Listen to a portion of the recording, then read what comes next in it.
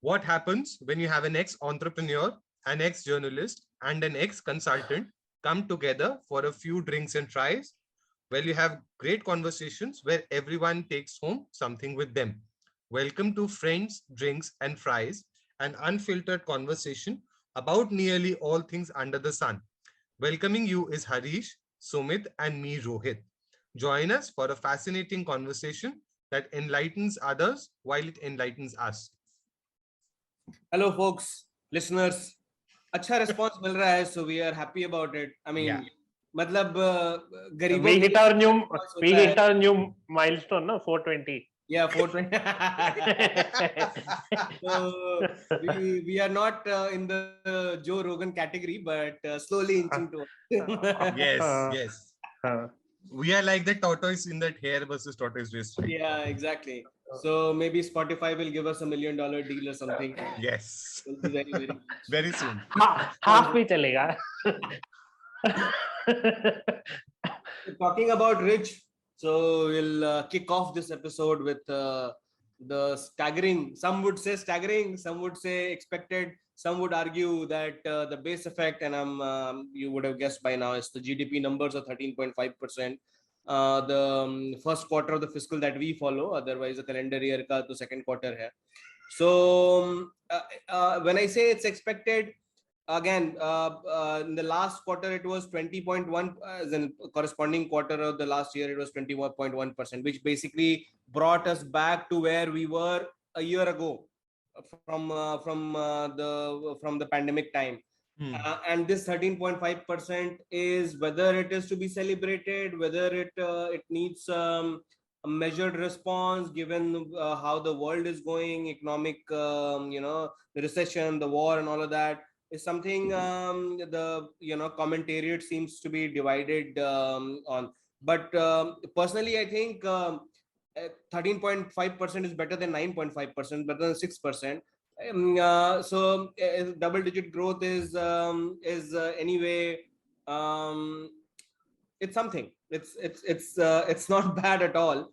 However, there are obviously riders to it. There are other factors involved in it. But if you look at the number of GST collection, if you look at the number of the mining activity, the other activities that have buoyed the number up, they are very encouraging. And even though because how the world has behaved in the last year or so, जहाँ पे हमारा 9.5% fiscal के लिए GDP का prospects था at the start of the year, it has now been revised now down to close to around 7%. Yeah. And many of these experts are saying that 7% might be the new normal given what is going around in the world.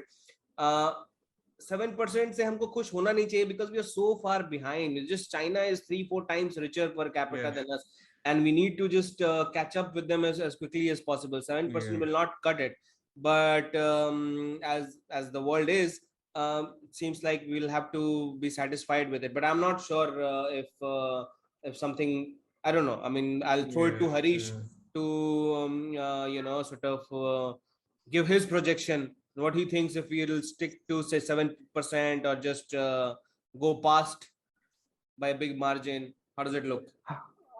For me, this 13.5, I mean, I'm the what do you say, the pendulum model in my narrative, because you'll see me from celebration to neutral to going the extreme the commie pessimist way. So 13.5 is good because you see a lot of sectors. I mean, when you look at on a global side, you see America recording, I mean, announcing two consecutive contraction of their economy, which is bad news, and yet they are not in a recession. So we are, by that standard, India is on a fast-paced economy. I mean, you have a developed country which is having two negative quarters, and we are having I think two positive or both are positive. I'm not sure. Yeah. In fact, we've crossed UK as the fifth largest economy also today. But that can be broken on the. I'll come to that. So you have China's growth, which is stopped not because of the global supply or anything. It's just because of the COVID lockdown. So their industry is Chengdu. State of Chengdu is under perpetual lockdown. So that is where India is investing. I mean, our power electricity demands are up, so that means our industries are working. At the same time, you see contraction also. You have high imports from China and other countries as well, which is happening, which cannot be avoided in a way. I mean, even with all this animosity, you need all the things. Only thing I find very attractive, what I find very attractive should be the fact that Russia and India are one of the few countries which are, in spite of all the what do you say, sanctions and things like that, we are moving forward somehow by hook or by crook. We are moving forward. I mean, And one thing, just to sorry to interject here, but one thing that I mean, a lot of us have talked about, government has tom-tommed it a lot, but the fact that we did not go down the path of heavy stimulus that time during the pandemic time, which has come back to bite a lot of these countries with very high inflation. एक बार inflation हो गया, so you will need the interest rates to go up. Interest rates go up, then your economic activity has to be contracted. Yeah. So maybe we can at least for provisional इस पे हम लोग government को दे सकते हैं little bit of credit. Stands to revision, of course, how it goes later in the year. And I saw a Twitter thread today where all these eminent economists from your Abhijit Banerjee to Rajan to Kaushik Basu had all without any reservation had asked for stimulus packages to the tune of 10% of the GDP at the time of the pandemic, like this was doing and all of that. So given कि भेड़ चाल का उसमें attraction था, you could just follow all the other countries that were doing this. They didn't do it. Inflation hit us because of the Ukraine war, oil prices going up and all of that, but it started coming down also pretty quickly. We got over the problem pretty quickly. RBI somehow did not increase the rate of interest at expected levels. I mean, they did RBI did a few very smart things in the entire process, apart from what the government was doing, and these steps were certainly in sync with what the government was doing. I think most people have forgotten the twisting phenomenon that the RBI undertook, or twist. It's called just. So like I was saying, when you look at the neutral part is good. I mean, in terms of what do you say, small and medium enterprises popping up, our services exports going up, and like you said, our GST collection has been 1.4 lakh crore rupees consecutively. I mean, it's not 1.4 lakh, but for consecutive 4 months we are getting this. So GST is not that. Again, GST is not that evil which exists. See, I think on the GST front, we are doing reasonably well. My worry right now is slightly different about the Indian economy. So the positive, as I see, in fact, something that happened just a couple of days back, the INS Vikrant got launched. That's a very big positive for India. And I'll tell you why. Because the dockyards of India are actually making ships. And they seem to be at least catering to the domestic market, if not anything else now. Yep. If you're doing that, and India definitely has a significant domestic market. Right now, if only for military purposes, you actually are boosting economic activity in a very big way, and everybody knows how shipbuilding is a huge segment in itself. No, they're using the same population, like you said. Exactly. They're using the same population to what do you say? Giving it as a reason for per person parity. What is that? GDP parity? Parity. PPP GDP. So they're using that to demolish this. Volumes matter. Agree. Volumes matter. So it is a two-pronged thing. This population. You have now I'll tell you what my worry is. My worry is that the inflation numbers in India refuse to come down. They're stubbornly staying at a certain level even now. We've seen a de-escalation in inflation rates, but I still am worried that the inflation rate is a little too high and might end up heating the economy. Now, to the credit of the government, it has not done anything necessarily to spike it, except for fuel price hikes, which are now market linked anyway. So that's another story. Yeah, And socialism. the actual link into the market of fuel prices, in my opinion, is always overstated. Let's be honest. That I mean, I have serious reservations about how they say inflation is affected by fuel prices, etc., etc. There are thousand other things nobody wants to talk about. Absolutely. Because it's politically and economical, in a larger, like how do I say, soundbite sense, very convenient to blame it. Anyhow, but the problem is that India is significantly dependent on a lot of other commodities also in term for import, in its import basket, for its manufacturing and for domestic consumption simultaneously. Now, for instance, a lot of APIs in India are still imported, by the way, active pharmaceutical ingredients, which go into making the final medicine. Now, if a country like China is not able to necessarily export them, there's a serious shortage being created. That is not necessarily in the control of India. And even if India wanted to ramp up its production now of APIs in some way, it would still need another 3 or 4 years. So this is just an example of how we need to be a little more cautious about the whole idea of we're doing so great. I mean, we're doing great, yes, but we need to be a little cautious about the on the inflation front particularly, and on the way imports are getting stuck. For instance, automotive industry is really suffering because of the lack of semiconductors. And again, it goes back to China. Now, Atmanirbhar Bharat keeps talking, the campaign keeps talking about, making ourselves self-sufficient, but one has to be honest, it takes time at the end of the day. So let's have cautious optimism on this. I would just put it that way. Though we are no, but I disagree with this. See, anyway, see, we are in the front. There is no point in being very cautious, because India has suffered from being too cautious. India has suffered in a way. Fair enough. Look, even liberalization of our economy happened just because Gorbachev said no more USSR. Yeah, it was not a Manmohan Singh. No, that's true. thing. That's true, actually. Yeah. I mean, for all the commies out there, Gorbachev is dead. So yes. so and Putin is bringing back the USSR. So yeah, coming back to that. So when Gorbachev died, basically India had only Russia as its market, and when Russia had no more money or anything to pay India, that is how liberalization happened, and that was a cautious thing. That again happened in a cautious way.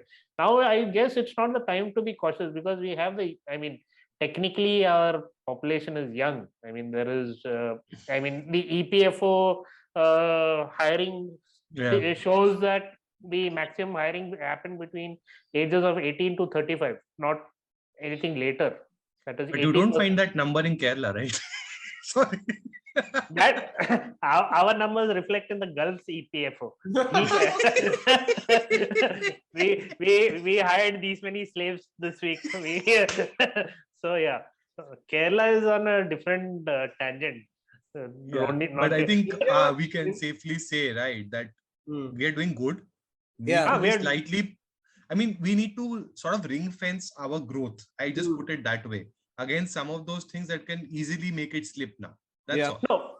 No. See, this again. See, the ring fence is already there. I mean, inflation. I was expecting increase in interest rates last month or the one before. If you remember, I kept saying that RBI is not increasing in spite of US increasing their interest rates. It was indeed surprising. Yeah. In India, marginally. I mean, it was not even directly proportional. It was just marginally, just to safeguard our forex.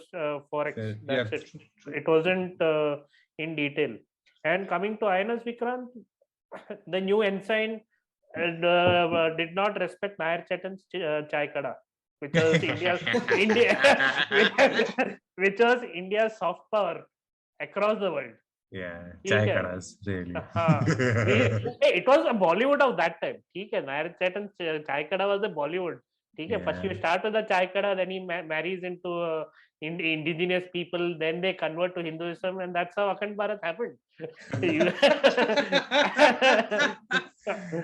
But Well, I'm all glad credit to know that we were drinking chai even then. Just to come back to the main topic, जो अभी मतलब what Rohit said and what Harish has also said, somewhat diametrically opposite view of being a little cautious versus just going full gung ho because we've been cautious long enough.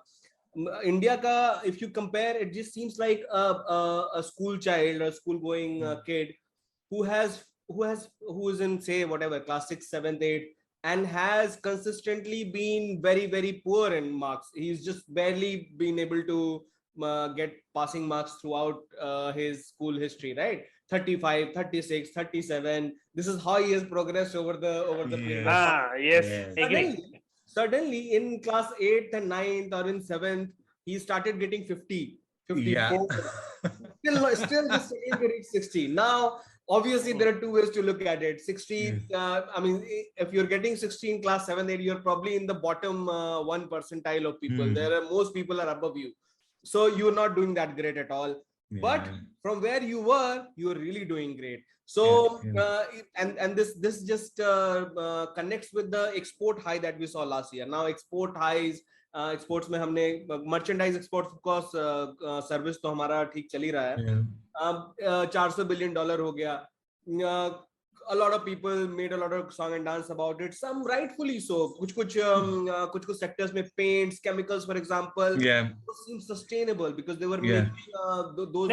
The key was consistency. I mean, for continuous 3-4 months, it was consistent. It wasn't staggered up and Absolutely. down. And the other side, on the flip side of the argument was we are at 1.9% of global trade still, despite our highest ever exports 1.9. And just few days ago, I read that Vietnam does 2% of global trade, which is higher than us manufacturing exports wise. So while we I mean, and I don't know which is right, which is wrong. Maybe they're both always I have one argument on that, because if you look at Taiwan or Japan, they have been exporting just one kind of, they're focused on one service or one product. I mean, if it's Taiwan, it is agriculture. They're boosting agriculture like crazy. Even if they get one square meter, they make sure they somehow get 1 ton.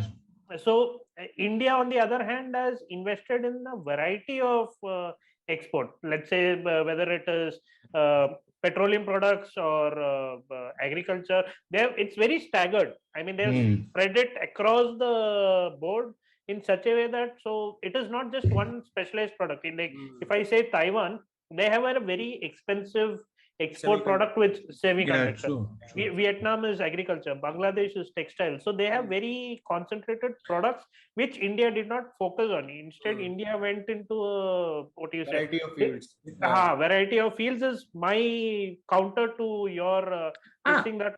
See, I agree with that variety of things. And one very interesting export from Taiwan, by the way, is bicycles. People don't know this, but yeah. Oh, okay. Very interesting export. But one of the factors, as in one of the results of being in variety of fields, is that we could not get Taiwan. Actually, so वो focus नहीं हो पाता in India. वो problem वहाँ आती है. You're not able to focus and double down on like 3 or 4 sectors to begin with. Yeah, that's a problem. That's a disadvantage is that that's a problem and an opportunity simultaneously. That's the issue. It hedges you. You're not reliant on one thing. कुछ global कुछ हो गया तो semiconductor is down, something is down, you have nothing else to fall back upon. So that's a hedge. I mean, essentially there are a few good. I'm all for what Harish is saying. I'm just saying that sometimes in India we have this habit of celebrating prematurely, as Sumit said. So let's just be a little cautious right now. We've had good sustained growth. मैं तो ऐसे बोलूँगा नजर ना लगे इसलिए ज़्यादा बोलो मत. पता है तो मेरा typical Indian tradition. Just to extend this, although we started the discussion on 13.5% on a number, but maybe we should just step back from the numbers of 1.9%, $400 billion exports, 13.5% GDP growth, and see, as Harish also pointed out, consistency in government's policies. और अगर वो consistency दिख रही है, even if the growth is somewhat not as fast paced as we would like, and we are not touching the sky immediately in a couple of years, whether it's defense manufacturing, defense exports, and all of those things. But if by and large the trajectory is still upward, even if the angle is not very sharp, we should just maybe that should be the parameter to judge rather than these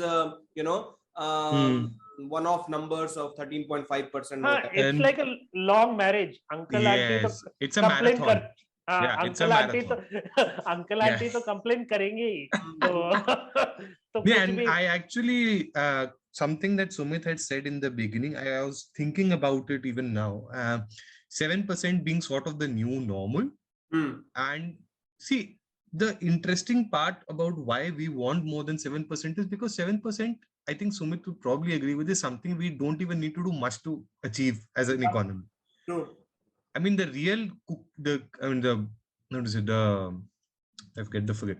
So basically, the meat of the whole matter would lie in the fact whether we're able to do it beyond 8 now on a consistent basis, because 7 is literally par for the course given how the Indian economy has become in recent times.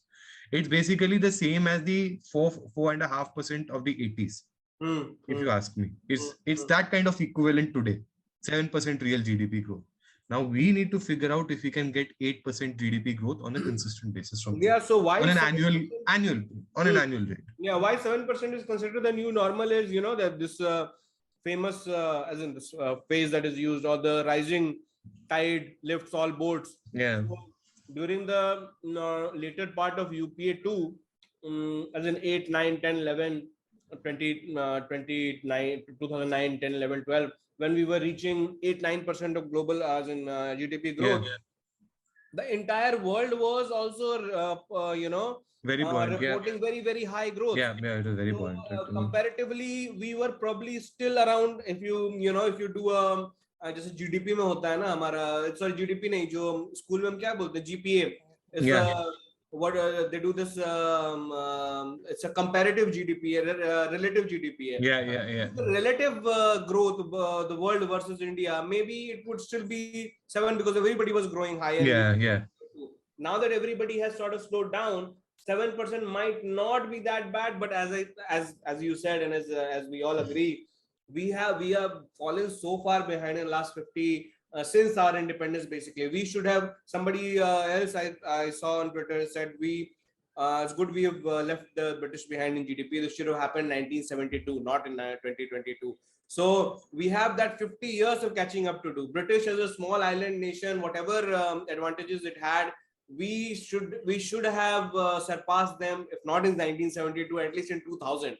This is taken far too long. Yeah, that's true. So 7% in that regard is not very ambitious, and we should be very, very ambitious about it. We should not settle for 7%. I think that, and of course, Arish might again disagree, but let's just how do you say, ensure that this growth is sustainable and doesn't get shaken by anything necessarily that is not in our control. I would just put it see, leave sustainability out of, because we are consistent. I mean, at least for past 4-5 months, I mean, we are consistent. I mean, exports, imports, jo bhi hai, we are maintaining that same within that same upper and lower parameters. We have not breached it except for energy, but luckily with Russia being our friend, we have some leeway out there, and Russia has practically put Europe to freeze. I mean, they have put them in the top freezer.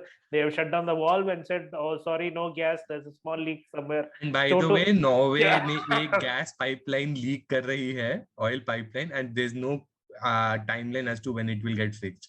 So Europe is royally screwed right now. वो Swiggy पे order किया है, वो अभी आ रहा है रास्ते पे है. Exactly. It's like, there was a very funny joke done many years back about when Ubers and Olas became popular. Bangalore based joke tha, sir, where are you? Sir, Maratali, sir. Sir, where are you? Kondanali, sir. Sir, where are you? Sir, universe, sir. Sir, where are you? Sir, next dimension, sir. That is the condition of Europe right now. I mean, you have a UK prime minister, you are prime minister of UK asking people to buy new kettles. Yeah. just to save energy. I mean, they want to. And in Netherlands, the farmers are getting screwed because they've adopted the Sri Lankan way of let's go organic. and I have people in वो India अपने parroting गांजा the को same. कुछ ज्यादा फूंक लिए लगता है. सही बात है. मुझे मतलब I am this is a little bit of a perverse thinking on my part, but I am really looking forward to the winters in Europe. मजा आएगा Yes. देखने में. अभी गेम ऑफ थ्रोन्स में डायलॉग था ना, winter is coming. Yeah, exactly. वही अभी वाला. हमारा मौका है बोलने And का. they will all come to India. Forex will go up again. Oh, there's this very famous Telugu movie scene that's doing the rounds again. You've seen that, right? India in Which was- 2030. Indian. Coras are driving cabs in Hyderabad, not taking money from the White Goras people. themselves. हम Indian rupee लेगा, सिर्फ दूसरा currency नहीं लेगा in that kind of context.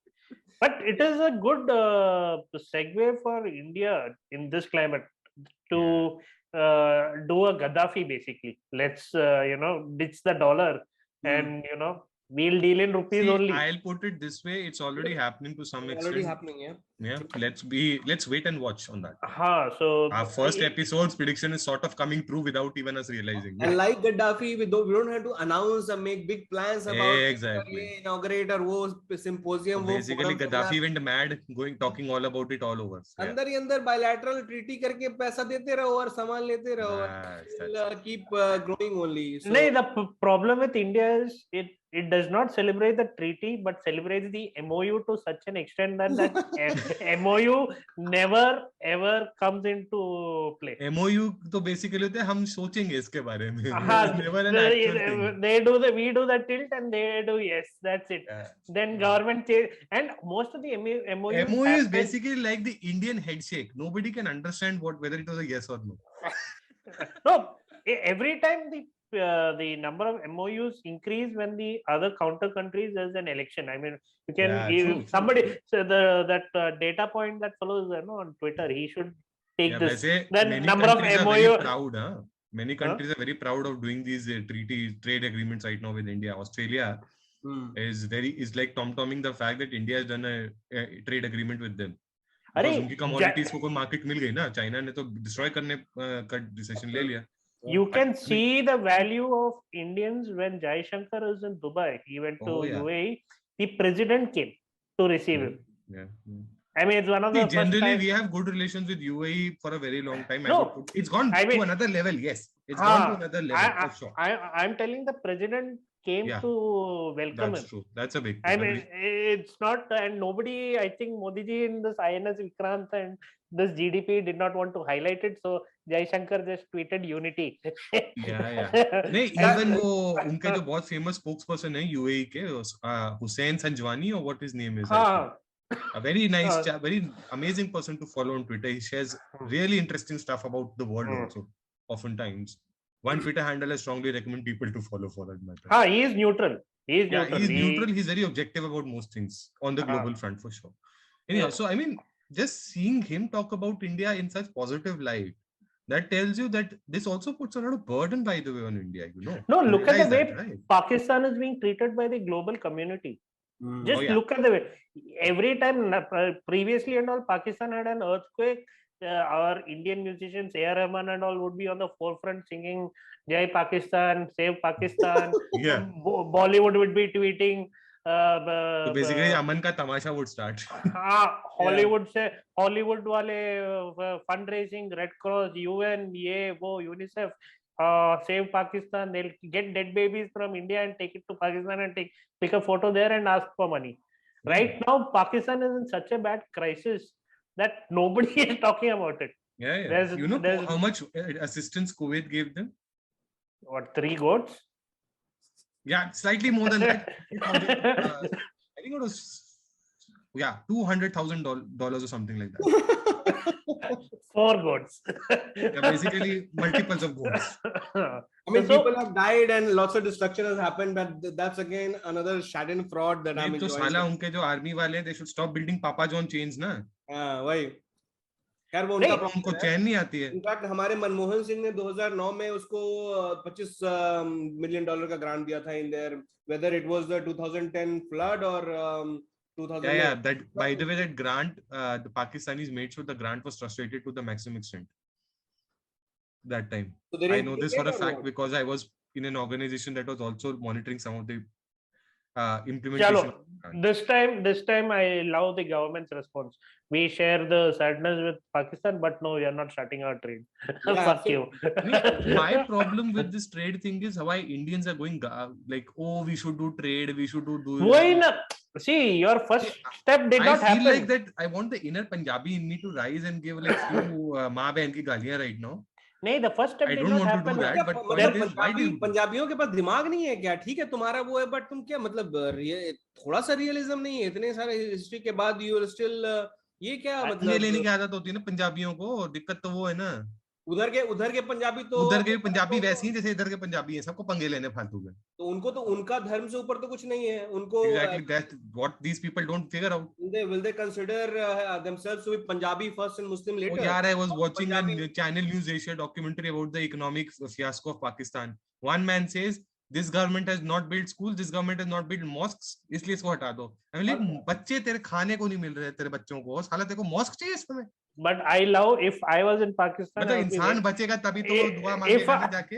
If I was an economist or a person reporting on economy in Pakistan, I would be very happy. There's no lakh crore, there is nothing, just 100,000, 1 lakh, 10 lakh में एक report खत्म हो जाती है बस।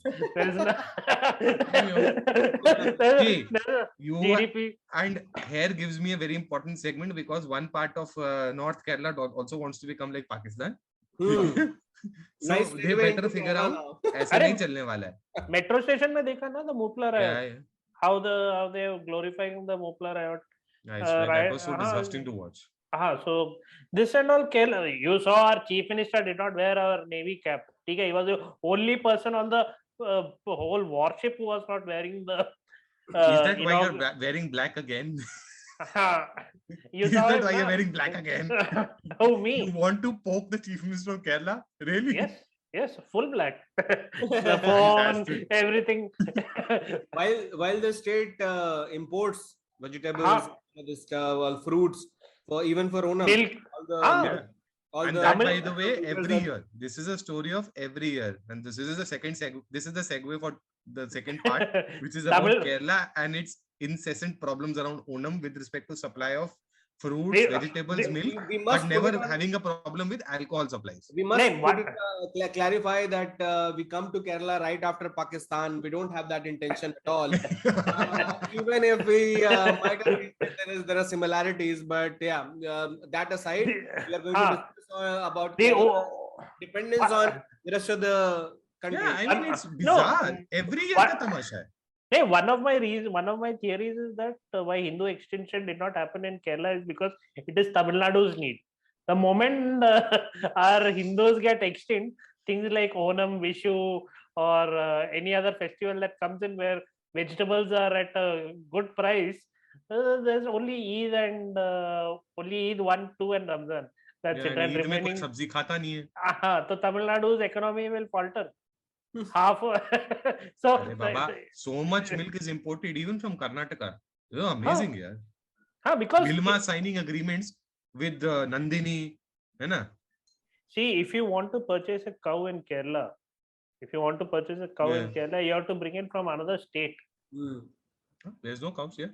There are no cows. So why is that, and what impact does the state economy has because of all these imports? I mean, seems like a fairly simple answer, but Harish. I know. The thing is that during that white revolution bullshit which happened, I don't know why everything is a revolution in India. Green revolution, you see what happened in Punjab. Every time there's a revolution related to agriculture or apiary or bees or milk production. Because we believe in communist terminology. That's why we have everything as a revolution unnecessarily in this. So what happened in Kerala is Kerala had their own set of cows and they wanted to bring in the Jersey cows which were more milk producing and things like that. So people who had Jersey cows were in Andhra, Tamil, and so they made a law that to wipe out the local cows, they had to put in a law that government will subsidize, you get the cow from outside, we will provide you veterinary food, feed, vaccinations, things like that. So the local population cows, which were like your dogs, they were okay with the climate, they were okay with the conditions. True. You could feed them anything. But with Jersey cows, the milk was of bad quality because you are missing out all the nutrients. 2, you had lot of milk, you don't know what to do. Mm. Yeah. 3, the amount of feed and diseases increased Mm. amongst the cows. So a poor man couldn't afford a cow no longer. Yeah. So that's why they started the community, this Milma and all these things, Yeah. which is same as Amul, but they did not want to expand it too much because then all the communists will get rich. Kerala will become too rich. So they didn't want to go the Amul way. So Yeah. they're taking it in steps. So the indigenous cows are very few in Kerala. I mean, right now they want to go back. Everyone wants the AG mark. Everyone wants, but there are no more indigenous cows. Again, you have to go to Tamil Nadu or Andhra where they preserved their culture. Some of the stock, yeah, true. Some of the stock, and right now Kerala has been going through this Onam phase, Vishu phase, where we make liquor policy. I don't understand why Kejriwal is good friends with Pinarayi. He could have just taken it like AQ Khan copied the nuclear design and just copied the liquor policy, and Pinarayi is Yeah. making money there. Kejriwal Yeah. would have made money there also. That is one thing which bungles my mind.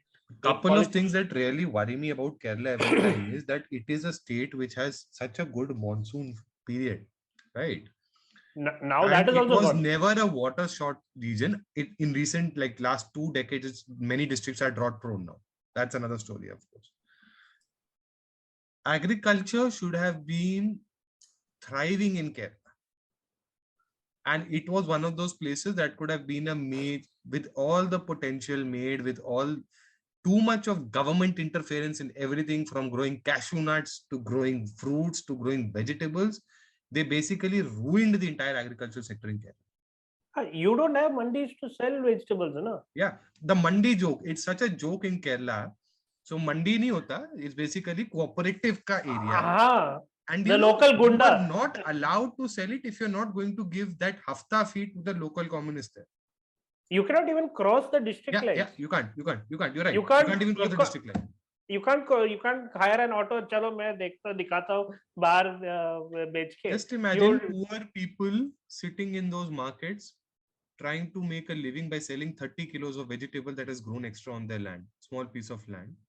They can't earn anything because the communists will not let them sell it. This is the state of affairs Kerala has reduced itself to. Because that is the communist, those who control the hunger control the people. Exactly. And answer me this then. So, we keep talking about raising the farmers' income and all of that. So, Kerala, where a lot of the agriculture seems to be concentrated on cash crops, rubber ho gaya, cashew ho gaya. Yeah. And because of that, obviously, paddy and all of the things that are consumed inside Kerala are not produced there, are brought in from outside. Yeah. But if the current crop pattern that there is making their people rich, is there what is the problem in that? I'll explain that part also, why the farmers are getting rich, because they are growing crops which cannot be sold in Kerala. I mean, there's no demand for example, other than cash.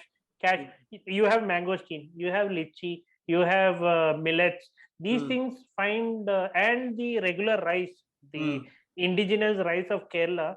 Yeah. I know people in Palakkad who say that they'll give you the seed for free. They'll say their only demand is once it is harvest time, you sell it back to them. They'll give you a fair price. I mean, above market price, because their job is just exporting. Okay. They have stuck to exporting. You won't find any of the fruits grown in Kerala. There is so they are growing the good quality, highly exportable fruit. So whatever farm. All these problems that Rohit was and you also just recounted, that if you take a tempo full of vegetables and try to sell it somewhere else, all these political gundas will come and ask you for their cut or whatever. That does not apply to all the export stuff that you're doing. So if you're exporting because cashew rubber anyway they will catch. I'm talking about millets. Millets कौन खाएगा? वो बोलेगा ले लो मेरा millets ले लो, तुम ले लो. Or the red rice, nobody's bothered about the red rice. So you have 10 ton of red rice. What will the commies do? They have to find the market. So better than that, when it's election time, they'll come to the farmer and say, put it in a red bucket, something कुछ डालो, 1 lakh 2 lakh डाल के वो चला जाएगा बस. Okay. And I told you, And no, see, I grew like what 100 banana plants I planted. Each time I get a banana, this thing, I'm taking it back home because from the market, wholesale market, you get only 50-60 rupees. Anyway, I have invested in it. Might as well eat it. You know, it is poisonous free. All the pesticide free. You get it ripe in my house. it's, And and if you by say- the way, if you Kerala decided to has sell it- tried growing, like raising its food crop and vegetable and fruit production many times now. There have been at least 5 campaigns that I've read about, made especially on rice production being increased somehow. Technology लाने की कोशिश करी. You know what happened? AK Antony demonstration के लिए tractor चलाता है, and the minute that photo op is done, tractor गायब. AK Antony गायब. Next day, all the communist supported so-called farm laborers come and फिर धरना देते हैं वहाँ पे. There is no modernization of equipment in Kerala. It's the same. Yeah, One can't happen. one It's not tractor, allowed. one tractor for one panchayat. Imagine. Oh, खोदते 2-3 हफ्ते. I mean, after the Exactly. time for sowing is over, he will come. You have no other option. From an outsider perspective, or especially somebody who comes from Bihar, all this dysfunctional, systems in Kerala, and it still seems to, I mean, it's not as poor as Bihar or Eastern UP. And it just seems to me like it's got lucky because of obviously certain factors, the UAE factor and all of the other factors, because and the population is not as probably not, or maybe as dense as Bihar. I don't know. I'm not sure about the numbers, but with such dysfunctionality into every aspect of it, industry ho, jobs ho, even agriculture ho, this state should be struggling in poverty, but because of some of those angel factors, it is terrorism. But they might not last all the time. Yeah, they might. What's the worst part? The state government of Kerala has essentially propped up like n number of PSUs unnecessarily that are basically job employment exchanges of some form or the other. You know what's the latest one? You'll be surprised to learn. I don't know if Harish knows about this or not. Kerala has launched its own app-based cab service. Yeah. Called Savari. Kerala Savari. Okay, so this is not something new. I remember not Kerala, but I went to cover one of the GST meetings in Goa in 2018, 19. I don't know when it was. It was in Goa when at the same time when they announced the corporate tax cuts from 30% to 25%. It was, I think, in 2019, just before the general elections. And the GST. You were doing work in Goa? Yeah, it had been planned for a year or so that one of the meetings will happen in Goa. Getting postponed. Finally, it happened where more than the GST coverage, the bulk of the space went into corporate tax reduction because that became the new GST was just run of the mill stuff. Wahan pe at that time I found out that there is a state government sponsored or made cab hailing. So it's not just Kerala, it's Goa also. No, see, if people complain about Adani and Ambani, the loans being written off and things like that. If you just Google Kerala cooperative banks, if you just Google Kerala cooperative bank scams, the amount in a cooperative bank which is being scammed is running to 100 lakhs and all of. Who are these people who are taking loans? If there are no industries, if there's no. It's a scam. Absolute sham. Auto wala is having 10 lakh loan in his name. He has only how do you say, some 200 square feet of house and a land accompanying it, and he's telling today only I came to know I have taken 10 lakh loan. I did not know. Okay, so his identity has been forged and very common, very common. So for that matter, I'll give you another example. Jharkhand. You heard of Mysore sandal, right? Have you heard of Kerala sandal? Malabar soap. I'm just saying Kerala sandal. This is the state of affairs Kerala PSUs are in. No, but by the way, Mysore sandal is also state PSU, huh? But we you got see much better marketing, much better product quality, much better. Agree. Yeah, we got the copyright to the logo. Yeah. No, One it was a chumma big fight. fancy logo you get, and that's all. Swami You government are always ahead when it comes to IPR and intellectual property rights. The Kerala Savari app, by the way, is charging only an 8% commission to the drivers. As per what I've been reading and hearing about it, but I have a fundamental issue with it. The point is that this system doesn't work for a variety of reasons. It's Even I'm a big monopoly. user of app-based services. I will not deny that. But there is a limit to how much it can succeed. Plus the fact that the state can never compete with deep pockets of a company like Uber or Ola at the end of the day is something they have to recognize. हाँ, I mean now soon the drivers will be like हम तो बिना No, app के चल रहे हैं, हम अभी भी Uber's चलेंगे. annual, I won't say revenue, but Uber's annual funding is bigger than the GDP of most states in India. Yeah. But you have to give one thing to Kerala. Look at the number of terrorists being getting arrested in Assam and Jharkhand. Very bad training centers. अब केरला में क्या हो रहा है? एक भी पकड़ रहा है? नहीं, पकड़ में नहीं आ रहा है. Yeah, true. Kerala has been very, very lucky despite its badly managed government for years now, and it should. Now, By the way, 80s ke dauran hi, when the Milma politicization had become very heavy, there are papers of that era.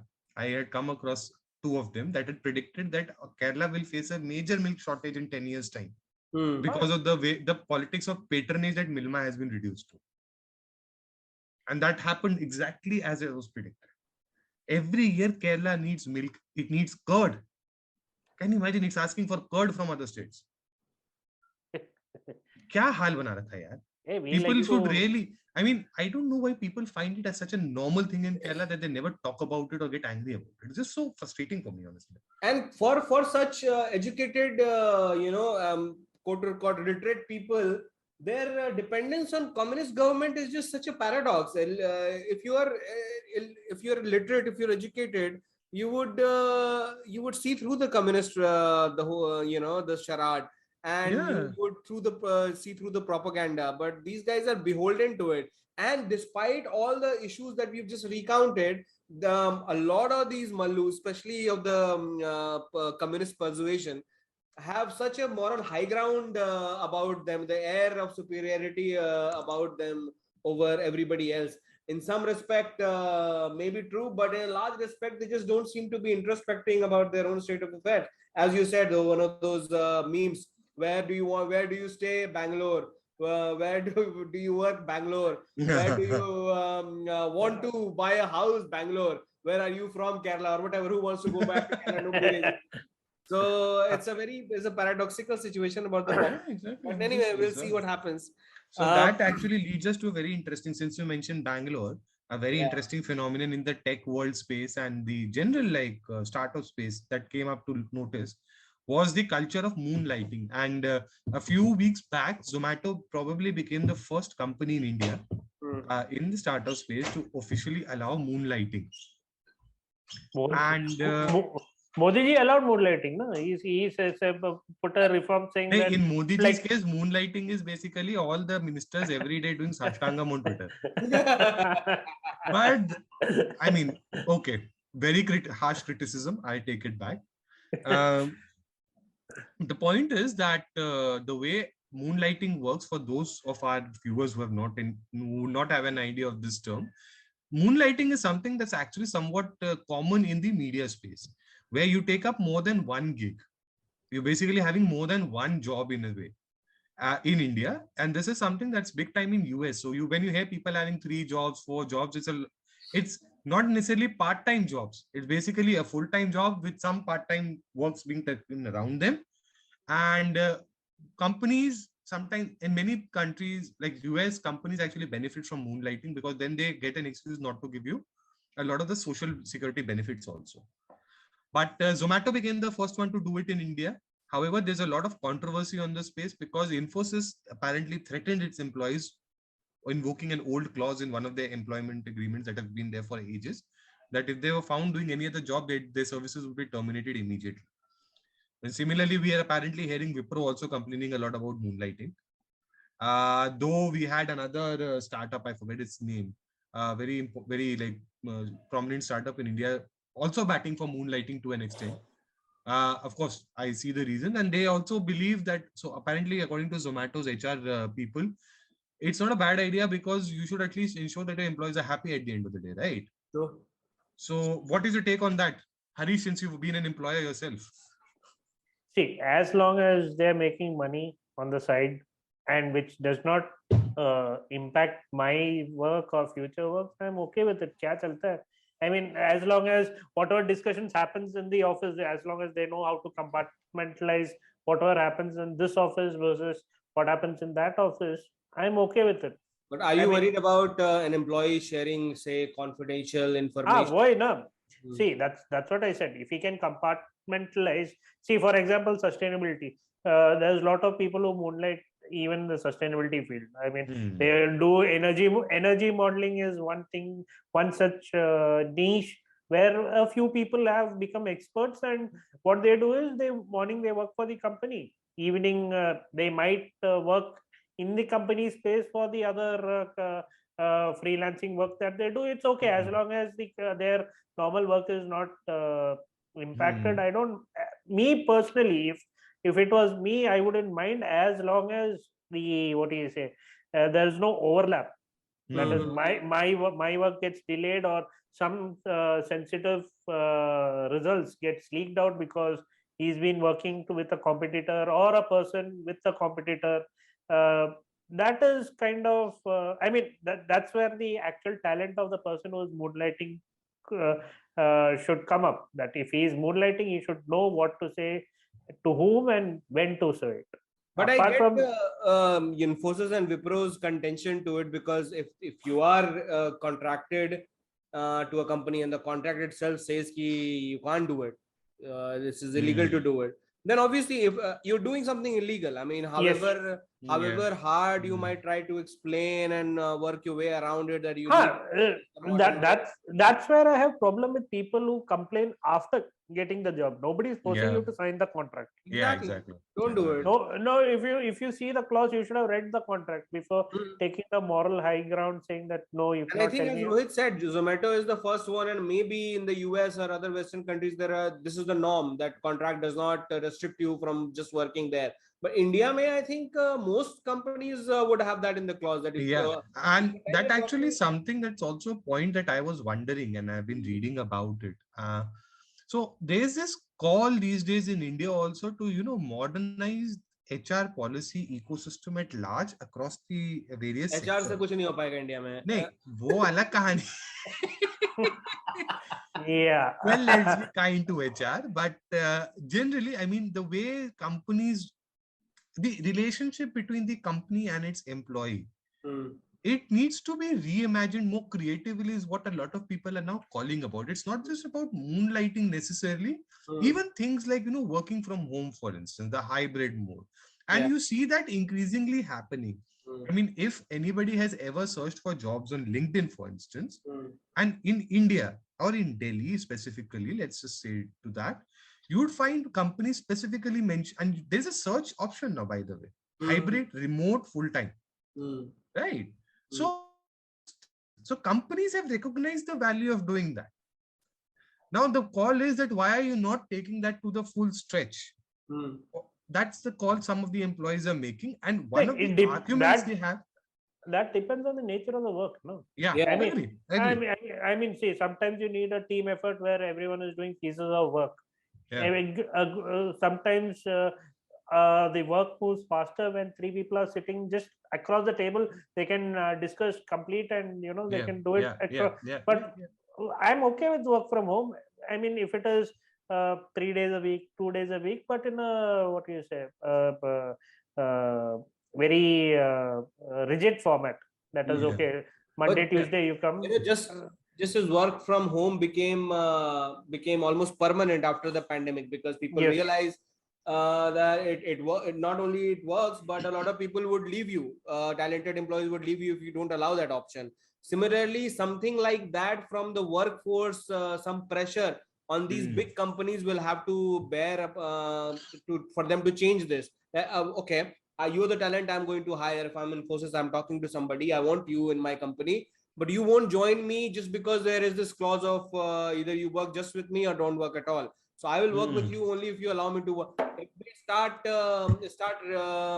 losing talent, a lot of them, because of that clause, and the pressure builds on these companies to No, but then it becomes the responsibility falls on the company that you want 100 people or 10 talented people who are highly paid. And Yeah, good point. if they moonlight if they moonlight, then it calls for termination. So See, I'll tell you where I also the see more this. and with moonlighting, the problem is if the work hours are from, let's say, 8 to 5, 5:15 you have to be out of the office. The Yeah. boss cannot make you stay and say बैठ जाओ 7 बजे तक बैठो, तुम क्या कर रहे हो, ये वाला जो सिचुएशन है ना, तुम ऐसे ही बैठो. Some bosses are very sadistic that way also. Yeah, तुम बैठो. हाँ, some Are we work talking might about some particular workplace here now? Yeah. You know, it's very interesting that you mentioned this, Harish, about the work hours or stuff like that. See, people, what I've come to understand based on my limited interaction with people and asking them about their preferred work of mode of work, Indians would like to have some form of hybrid mode for sure, because there is sort of like interaction and exposure, but the way companies view their employees' productivity, quote unquote, is something that needs to be clearly reimagined to a large extent. See, this idea that people could work remotely started even before the pandemic. Let's be honest about it. And you saw companies like Accenture doing it. I knew of people who were in Accenture who were actually working mostly then from it then it was called freelancing. Yeah, in some ways that, yeah. But I mean, when you think about the whole startup culture and people in the startup space complaining about it, Baba, तुमने भी तो कहीं हासिल किया था ना इसी तरह. नहीं, startup. You also did it on the. You also burned the midnight oil to create a startup, right? हाँ, startup तो midnight oil burn ही करना है. There's no other choice. You have to be. I agree. What I'm trying to say is many of them. And this is a common feature apparently in the startup world. There are people who are employees of startups but have their own thing going at the side. It's a don't ask, don't tell kind of policy going on. But what I'm trying to say is that every large company has come as a startup at some stage. But the question now comes to, do you want the employee to read and abide by the contract fully? Agree. That I agree. That's a very important question. Because ठीक है, मैं moonlight नहीं करता हूँ, बाकी सब terms तुम follow करोगे ना. Then moonlighting comes in point number 12A, 12B, 12C ना. 1 to 12 देखते हैं. Whether you're following, I'll come at 10, I'll leave at 7. मेरा annual leave, मेरा annual leave 18 days, मुझे call आया ना, मैं moonlight करूँगा. Then you pay me something. It should go both ways. You should never make the employee. You should never push the employee to such an extent that he reads the contracts and abide by the contract. Especially when you cannot call yourself a flexible workplace. Agree. And expect the employee to, you have to follow the terms and conditions of the contract. ठीक है, मैं follow करता हूँ. Then there is no flexibility. You are my boss. I am your. I mean, I think there's a need for an honest conversation between say the employee base and the entrepreneur world in general, I would say, about what is it that people eventually want at the end of the day. If you want productivity from us, can you get it provided you give us something in turn? That's the kind of conversations many companies honestly need to do now. See, I understand some business models are such where you need the person because there's nothing else they can do, right? Their presence is how do I say, their productivity in some ways. But then again, you will have to pay for that guy. Really? You end up paying for that guy, no? That's exactly the trade-off that you don't realize. I'll give you a very good example. So, large part of 2020, I was actually sitting at home nearly the entire year, like lockdown. But people were not opening up the office, even though they were having that option to open up. There were windows that came up where people could start coming like 2 days or 3 days because they realized that they were saving big time on operating cost of the area, premise. Chai patti ka cost hi itna tha. Just imagine. So अरे these things transportation, matter. I हमारा mean, companies transportation. have to realize that there are savings for them if they take a certain decision at the end of the day. I know of companies, big companies like Reckitt Benexa, they actually have people going 1 or 2 days a week now. That allowed them to hire a lot more talented people, especially for various wings, including research and development of their products. Really works for them, यार. जगह ही नहीं है बिठाने की तो तुम करो. मैं नहीं, क्यों बुलाऊं सबको? वो टाइम आएगा कि moonlighting will be an option, just like today remote work from home. Yeah, either you do that. I mean, my point is you have to also at some level, your great resignation वाली problem आई थी ना. Yeah, Everybody kept exactly. talking about. Half of it was driven by the sheer frustration of the employees in their present jobs. Yeah. Hey, see, Nobody wants to acknowledge that publicly. That's the problem with it. No, the mentality is as such that तुम इतने कम पैसे में काम करने के लिए ready हो. We know you're desperate. ठीक है. This was the earlier time. Now the time is like, ठीक है, मैं नहीं करता हूँ. I have 2 years, 5 years, 6 years experience. You find a new guy. It's not even an Indian get thing. him from. Get him from college. You train him for another 4 years and make him reach by then I'll find some other job. Yeah, even I'll in a find country another like company. Vietnam, where people are mostly into factory jobs, people were not coming back to the factories. They were so fed up. China में हुआ है यार. China में people gave up. They have a protest movement of sorts, unofficially called Lie Flat, where people will just lie down on the road and not do anything. हमें अपनी जिंदगी बर्बाद नहीं करनी है. See, you may think of it in various, it may sound hilarious to some extent, but the point is that people globally post-pandemic really re-evaluated their lives to begin with. Some of them have greater ambitions than what they were stuck at. Some actually have lesser ambitions than what they were at. No, not only that, this idea of startups, people making crores of rupees, deals, these things are very attractive. I mean, people are like, ठीक है, मैं एक app बनाता हूँ, करोड़ नहीं मिलेगा तो 10 लाख तो मिल जाएंगे. 5 लाख भी मिल जाए, ठीक है, मैं 5 लाख में बेच भी दूं तो भी चलेगा. That kind of mentality exists in India. So the thing is that companies should reevaluate how they are seeing their employees. Either you want a ethical, dedicated employee. There are 3 categories. One is dedicated, ethical employee who you can abuse. Second one is the contract type. तुम पैसे मुझे 10 तारीख को दे दो, मैं contract follow करूंगा. हाँ. Third one is मैं ऐसे ही बैठूंगा, क्या करोगे? Quite flatters. Quite quitting. Quite quitting. That was a fantastic term you introduced us to, quiet quitting. That's actually going on in the world. People, I mean, it's not, and there is a serious, let's just say the system is broken. People need to realize that the system is broken in India as well. And you will not get good employees if you continue to behave with a 20th century mentality, for sure. A lot of this thinking, unfortunately, rather family-owned firms are becoming more flexible, I'd put it, than big businesses today. True. So ये 20th century mentality लेके बैठेंगे ना, nobody will benefit from it. Old style नहीं चलेगा. मतलब क्या बोलते हैं उसको, prime to crumble. अब वही है time. Yeah, exactly. The pandemic broke a lot of those things, and new systems have come. It was a good segue. No? You start from GDP, everything on the rise, and you end the episode on people saying no, bringing the whole country to a standstill. Yeah, either contract, Indians these days were going gaga over Lakshmi Narasimhan becoming the CEO of Starbucks. So clearly something is going right, but is that something we should celebrate though? Exactly. I mean, I don't get it. Indians get so like hoo-ha about some person getting a CEO. No. After that chat, after you send me the chat on that, we'll discuss. Don't you think a big chunk of the appreciation should go to the Indian mothers who train their kids? I mean, you see all these kids in their managerial positions from the, they must have seen their mother handling multitasking. इधर भाई है, ये काम करो, मैं ये काम करता हूँ. Father is तो 8 to 5 job. So especially an immigrant mother. I put it that way, because their not life immigrant probably mother is the worst of the lot in many ways. But the mother does not go to USA. No, they're not born there. I mean, most of them are the current set of the mother, as in when they're with the kids.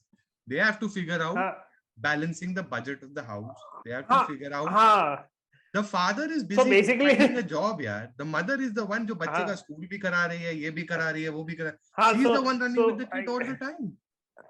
So I felt that, you know, these mothers, you know, they should do an interview of these mothers of how they run their house, basically to get an insight on how they bred a successful kid, or you know, mentally tuned There's into. this fantastic term used called tiger moms amongst the Chinese community, where the mother Tiger is moms are basically like Tiger moms- horror shows for the kids in some ways. Yeah. but tiger moms or helicopter moms are basically for success and protection.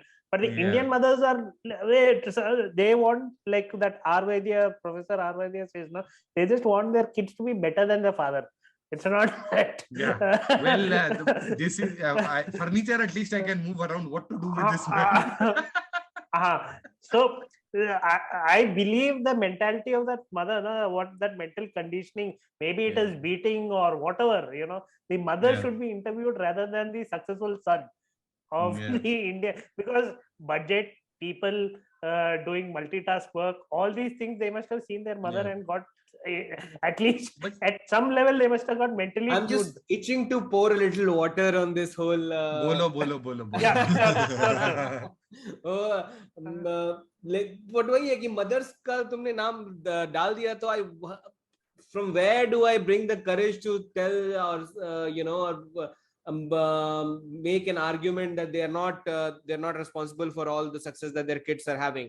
However, the other part is they are clearly responsible in the way they brought them up, and in most cases through a lot of hardship.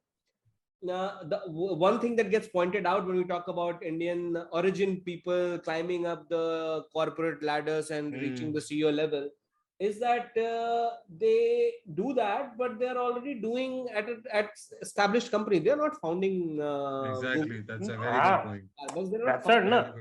They're not founding whatever Microsoft. So our Indian mothers are also responsible for not that's what I'm saying. There is no innovation. Innovation That's what I'm saying. Very good point.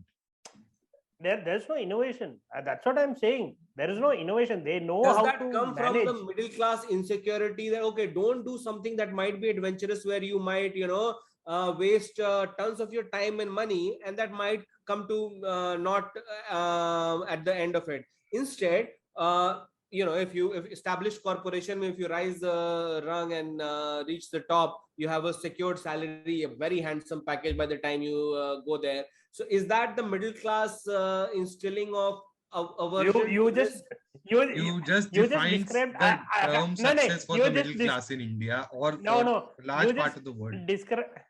Sumit just described arranged marriage. बस ठीक है. This is arranged marriage. You find a guy, you find a family who is at least equally yours or stable on this side, and let's say LHS is equal to RHS, life will move on. Next generation will go one step ahead. Bas wahi hai. So, but you know what? You've raised a very important point.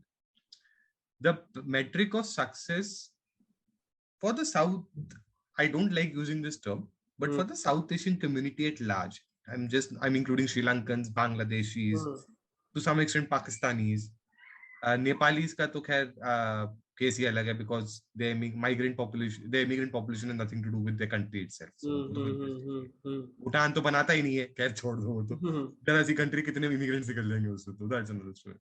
But amongst these countries, you do realize that their metric of success tends to be working at the biggest company, working for the biggest businessman, working for the biggest research institute, working for the best hospital, for the best, you name what.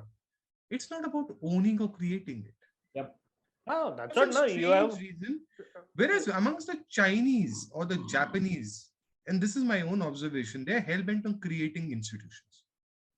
Even Americans, for example, they are culture exactly. Of I think Chinese and Japanese may be wo Asian culture of reverence aata hoga for something that exists already. Big, huge, successful. You have a sense of respect towards it. Americans probably see, oh, IBM is big and huge, but their a kid growing up who is great at programming, say Zuckerberg, or another guy who is Yeah. a Harvard dropout, will have the guts or will have that cultural instinct, cultural sort of more instilled in him to Yeah. badmouth IBM. Doesn't matter if it's that big. I Yeah. mean, here a guy say studying to be an ISRO engineer, for example. Yeah. ISRO is will never think about bad mouthing ISRO. He'll probably Yeah. have ISRO, he'll worship ISRO. Yeah. If somebody says some bad things about it, he'll probably defend it, knowing Yeah. fully well that he's defending the indefensible. So Yeah. maybe that culture where we irreverence is slightly lacking. We don't have that irreverence culture. Is where the origin- or is it the lack of garages? lack of Because grudging.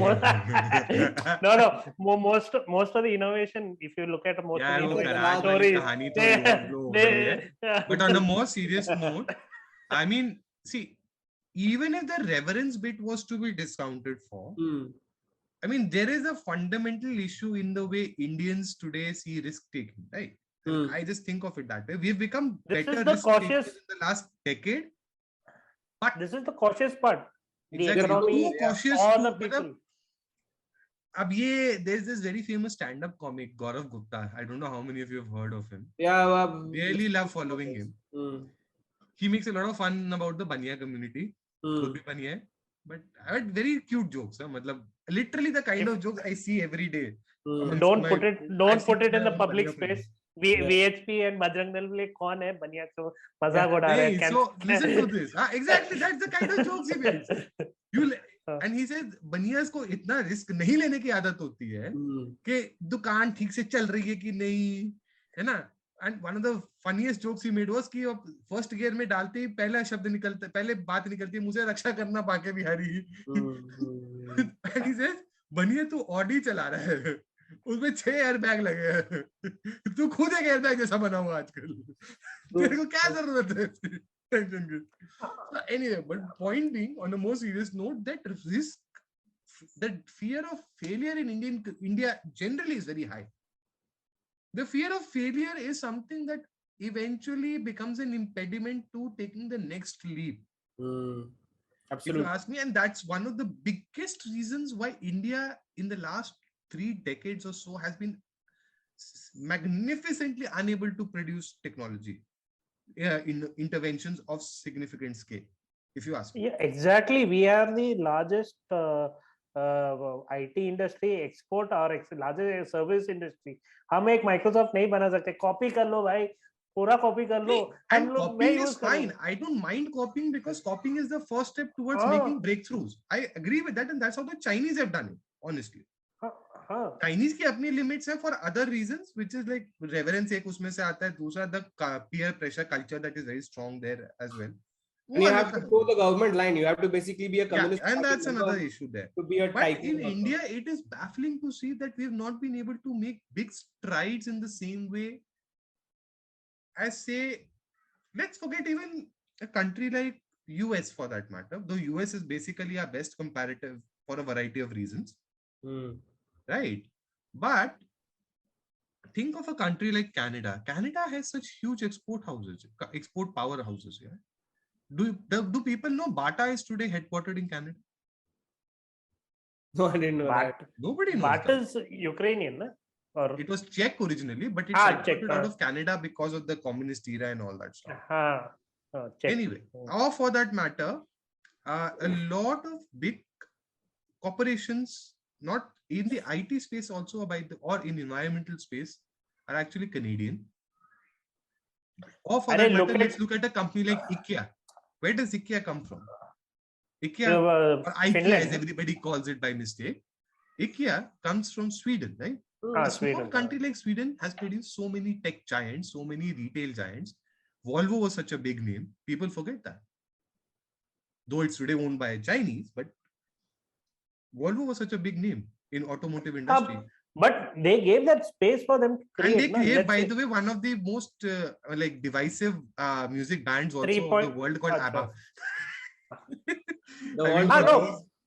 ABBA. So for those who don't remember, one of the most divisive music bands because... No, I mean, companies like TCS, Wipro, or Yeah. CTS, Cognizant, they can create a space for to avoid moonlighting.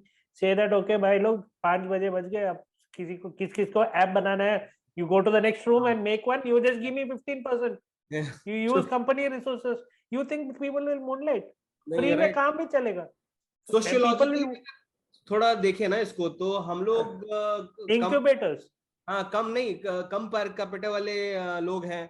Only our this generation or maybe a generation before that has seen their fathers be completely financially secure. And जो fear of failure की बात कर रहे थे, probably comes from there, that money you Yeah. have to make sure that you're earning well enough to take care of all the materialistic goods, because Yeah. those were so rare and were still, we were still firming up to it कि भाई fridge और washing machine, all these gadgets भी किसी के घर पे है. It wasn't such a certainty just a generation or two ago. Now that TCS Infosys का जो अभी Harish said, they are not the pioneers in technology. They are doing whatever they are doing, set shop as they are called derogatorily sometimes, but they are providing that platform to the middle class, जहाँ की वो prosperous middle class का जो बच्चा होगा ना, who will have that financial cushion of his father to be able to take that leap, which Americans can, because they have that financial backing of 2, 3, 5 generations behind them. So maybe we are reaching that place where the next generation, or we can see in some of the startups, could be where for sure. the fear of failure would reduce, and कि अरे अगर हम ये नहीं करेंगे तो we are completely bankrupt, we'll have to live in a chawl or something. That is not going to happen. Another contrast is with Chinese. So Chinese are technologically probably more advanced than us on many factors, but individually also so many of them go to US to study and live there for that matter. Yeah, that visa almost has दोनों country को बराबर मिलता है. You keep reading these news को Indian को ज्यादा मिल गया ये वो. But how come they are not rising? They're not staying in the US. They're not learning the language. They're not rising up. They come back to China and make TikToks. yeah, that raises a very interesting point. I need to highlight this. I'll ask a question. Do you know which is the richest ethnicity in America? Indians या Chinese? बस ये दोनों. Indian Americans called to be the richest, or is it some You'll other? be surprised by the answer actually. Some other smaller very Jews. small, micro. Nigerians. Okay. Yeah, okay. Nigerians. Okay. It sounds very weird. It does. But that's the thing, right? And what Are they the ones of who course send the Indian Chinese are right up there with the Nigerians in the top 3. Are they the ones point who is the send the mail? Nigerians are by I'm far a the- Nigerian prince and I have found Yeah, fresh not oil. that one for sure. But on a more serious note, the kind of people who emigrated from Nigeria into the US. There's a fantastic book people should read called Americana. I've said this to many people. It was written by Chimamanda Ngozi Adichie, who's a fantastic author. Really tells African stories in every sense. And I mean, her experiences. And see, this is the thing. In a country where racism was a serious problem, remains a problem to a large extent, for a variety of reasons, for a community that is ethnically black, for the want of a better word, to be so successful that it is the richest community ethnically on a per person basis, tells you something about what probably has gone right in their case, because they had clearly nothing to lose. A large number of these American Nigerians, the first generations, came during the Biafran War. For those who don't know, Biafran War was basically the Nigerian civil war of the 60s. Right. And at that time, the positive discrimination affirmation program had just taken off after the civil rights movement. They were the first beneficiaries because there were not enough local Black Americans who were like smart enough. So for the want of better term, again, were not educated enough to take admission into colleges, etc. But the point is, this community worked hard enough. It had nothing to lose, so it took big risks and gambles. Indians, in contrast, the kind of Indians who went from, say, India to America, they actually, a large number of them were from fairly well-to-do backgrounds, honestly. Of that time. Let's be candid about it. Many of them were government employee kids. IAS के बच्चे, इसके बच्चे, उसके, मतलब eminent लोगों के बच्चे, right? Of their times, that is. And you see them also, by the way, going into many professions like journalism or law. You don't see them getting into necessarily say high-tech science, right? Unlike say the Nigerians or the Chinese. They'll become doctors for sure, but they'll not be like virologists or epidemiologists or doing research on cancer. No, but in a way, Siddharth Mukherjee's book on cancer is a very popular subject, but he's actually an oncologist. He's not a scientist researcher. So you see the difference. I mean, one of the things that I saw, कि जैसे I know somebody, a relative, as in a relative of mine from my wife's side, who was a 35 rank in JE. Clearly a bona fide. I mean, he was born to be an engineer. A 35 ranker is studied computer science from IIT Delhi. He works in Google now.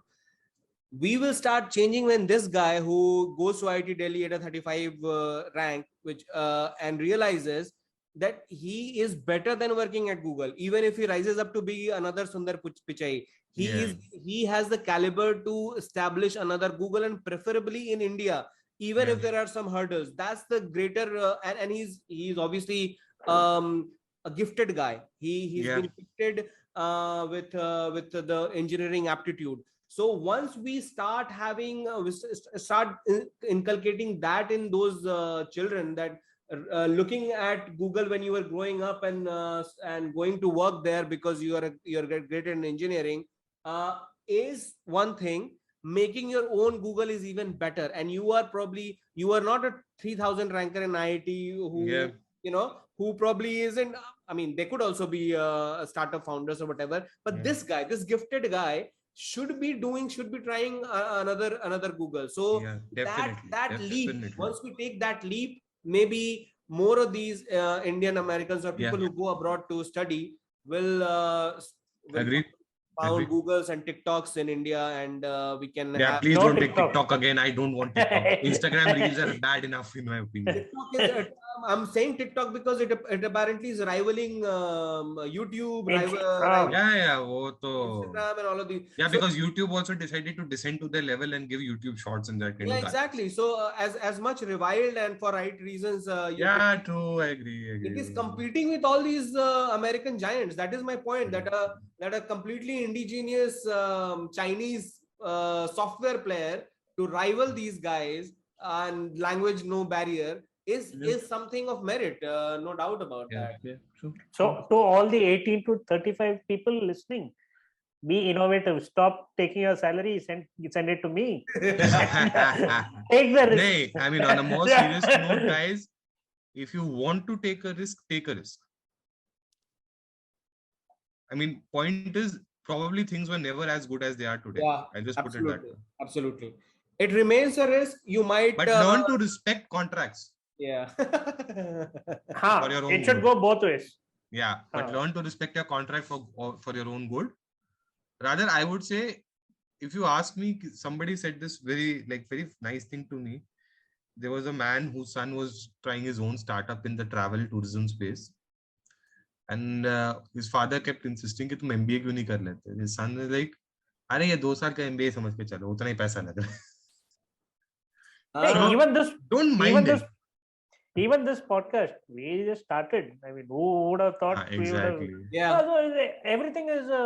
I mean, if you put the effort, you be consistent like our Indian economy, you will get 430 listeners. So. And by the way, thank you guys for all the love you're showing us. I'm getting comments individually, which really praise us, and I'm really thankful. Overshooting our time, but still as usual. So on this note, we should just wrap. And if you have any new ideas, let us know. Let us know if you want anything to be discussed for that. Let it be really polar ideas of what we wouldn't discuss. Let's take that. We can take a risk there. We'll get somebody to do all the talking on that. We'll figure it out. We will change our voices. We'll mask our voices and say on the tag. But we will discuss it. Yeah. Chalo, thank you guys. Everyone. That's a wrap from our side. Do reach out to us on our Twitter handle, Drinks Friends, capital D, capital F, which podcast9@gmail.com is our email ID. And I hope someday we'll get something. We are posting on YouTube. And YouTube as well. By the way, we have our channel by the name Friends, Drinks and Fries. It's just audio tracks, but I realize a lot of people can want to rather engage on YouTube with us. So please do that. Also, reach out to us on our Facebook page, that goes by the same name as our podcast. Hopefully, you'll have a lot of engaging things to say. Do drop your comment and feedback. I mean, I'm always open to that. All of us are open to that for that matter. And even if you don't like us, abuse us, whatever you want to do, but do do engage with us. Please. Yeah. Yeah. I want to see how Chila Wanda will feel about it.